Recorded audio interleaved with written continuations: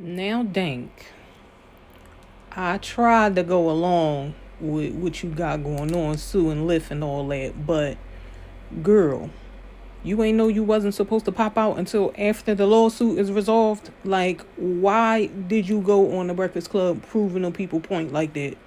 I mean, when she got there, they had to build a club box for her. Like, they got the club section, had to push it up to the table for her. Like, it's entirely too much going on, and all of this is working against you. Like, the court of public opinion is not going to be pleased with you. So here's the problem I had with the interview. First and foremost, she should have never disclosed her weight. She should have never disclosed the fact that she lost weight. She should have kept all of this private. That's just my personal opinion. She could have came out and did her interview after everything was all said and done. And I get why she would want to do it now because it's a hot topic. But sometimes you got to be smarter and think about things in the long run, because in the long run, this interview might come back to bite. But we'll see what ends up happening. It's amazing to see what growth can do to people, because I can say I see a little bit of growth in Charlemagne, because had this been 2000 Charlemagne, she would have been cooked. But I also guess everybody is getting hip to suing, so everybody's walking on pins and needles, and they want to make sure they don't say a certain thing so that they don't offend anybody and make anybody feel any type of way or make anybody experience any emotional distress and have to pay for those damages. Because that's what it's all about. If you rub me the wrong way, I'm suing. I'm sorry. But another thing that's crazy, and this has nothing to do with the interview whatsoever, but I'm confused by the fact that I'm seeing Dank more than I'm seeing the person that actually won Deb's house show, which is Rocky. Where is Rocky at?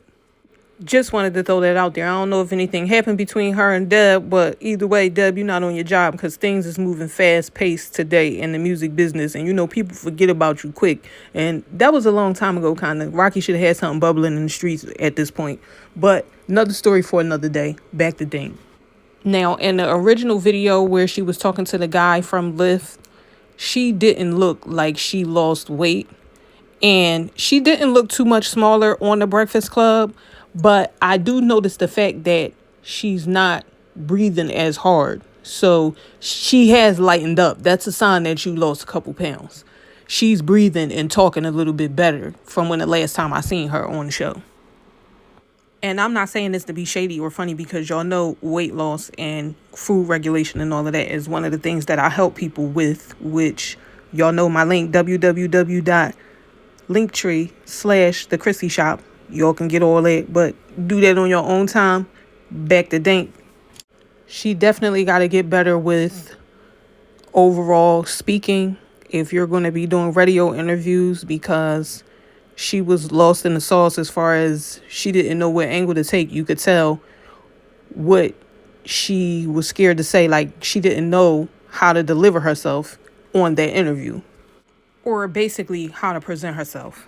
You can't get on a big platform and say you've been doing something for a long time and you've been in the business, in the industry, and just performing and rapping and all of that for a long time, and then you can't even spit your lyrics. Like, you can't even spit a freestyle that you wrote 3 years ago, or just anything, just in front of these people, to leave them something to remember you by. Like, okay, she was big, but at least when it was time for her to rap, she killed it. Like, you kind of fell apart in the rap department, which I was confused by that. Like, girl, this is probably the largest platform you've been on outside of being on TV.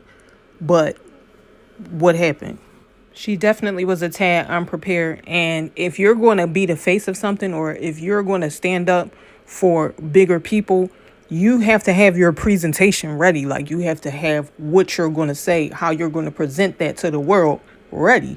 If you're all over the place and it's given discombobulated, nobody's going to listen to you.